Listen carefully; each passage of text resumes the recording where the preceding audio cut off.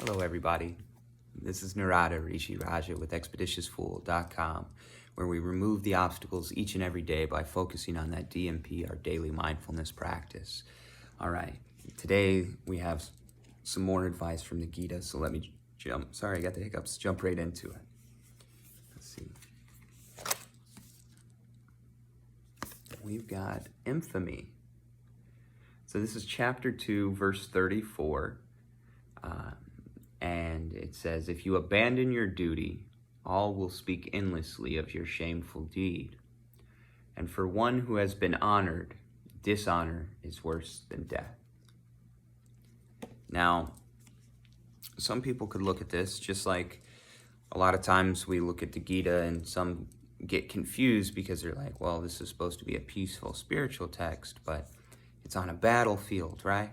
Similar to that quote right there, if taken out of context and without proper understanding of spiritual poetry, which is the reason why most religions are taught against the original founders' intentions, is because people don't understand spiritual poetry, because you have to have a deep level of intellect and artistry with symbolism in the way that you blend in order to understand it. It has to be practiced. This is the reason why I use tarot in my mindfulness organization.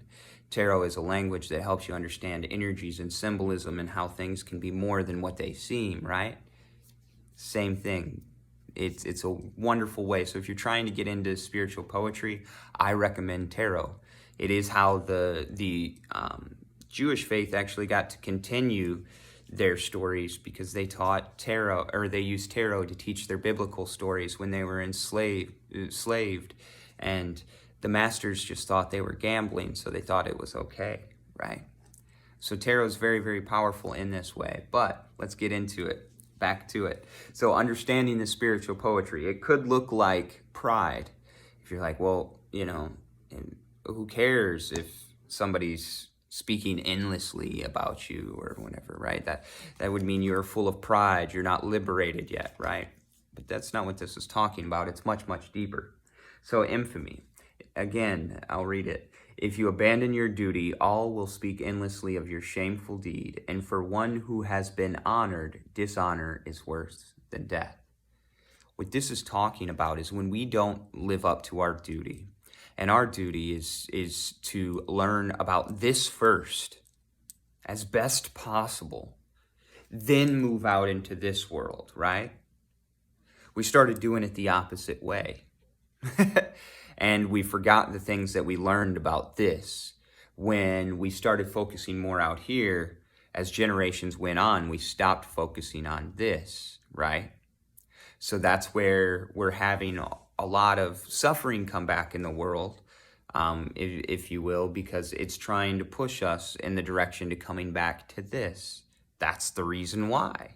We lost it because we got externally focused, and now we have to come back to this. And then we'll come back to this and we'll develop this. And then once we develop this, then we'll have a skill in which we can start expanding and developing it out there. And then eventually we'll get too far out there and we'll lose.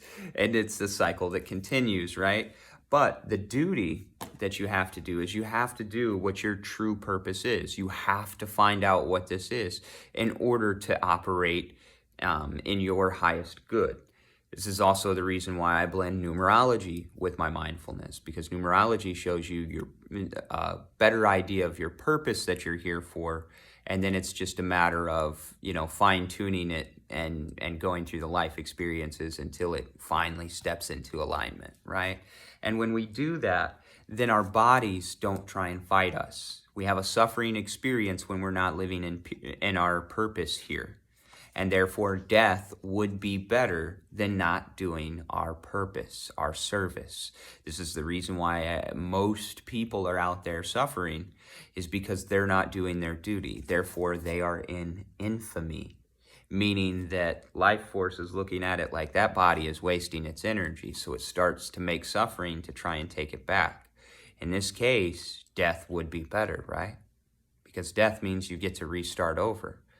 But what do we need to do?